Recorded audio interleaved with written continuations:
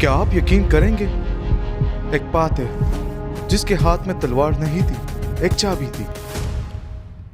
وہ وقت جب فاتح شہر میں داخل ہوتا تو وہاں خون تک نہیں بچتا تھا، لیکن اس نے تاریخ کی سب سے بڑی فتح بغیر لاش کی لکھ دی۔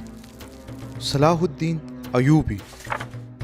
بیت المقدس صلیبیوں کے قبضے میں تھا، مسلمان بکھرے ہوئے، ہر امیر اپنے تلوار پر مغرور۔ پھر ایک آدمی اٹھا جس نے پہلے قبائل کو نہیں دلوں کو جوڑا۔ مصر، شام، جزیرہ ایک ہاتھ میں، کیونکہ وہ جانتا تھا ٹوٹتی ہوئی صفیں کوئی جنگ نہیں جیتتے۔ 1187 میدان خطین، صلاح الدین نے پانی روک دیا۔ دشمن کے لشکر میں ایک قطرہ بھی نہ تھا۔ ایک صلیبی صفائی چیخا، پانی دو! سلطان صلاح الدین نے اپنا مشروب اس کے ہاتھ میں رکھ دیا۔ یہ صرف پتہ نہیں تھی، یہ اخلاق کا اعلیٰ ترین لمحہ تھا۔ پھر یروشلم، وہ شہر جہاں 90 سال پہلے 70,000 لوگ مارے گئے۔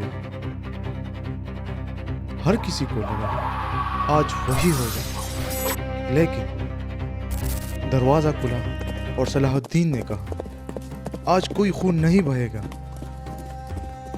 دشمنوں کو معافی، بوڑھوں کو امان، عورتوں اور بچوں کو راستہ۔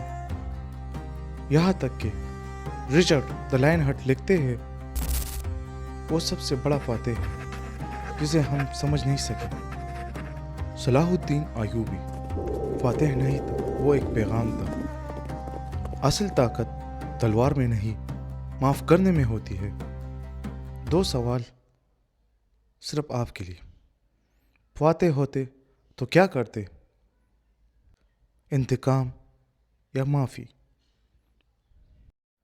ایسی تاریخی ویڈیوز کو دیکھنے کے لیے ہمارا چینل سبسکرائب کریں۔ شکریہ۔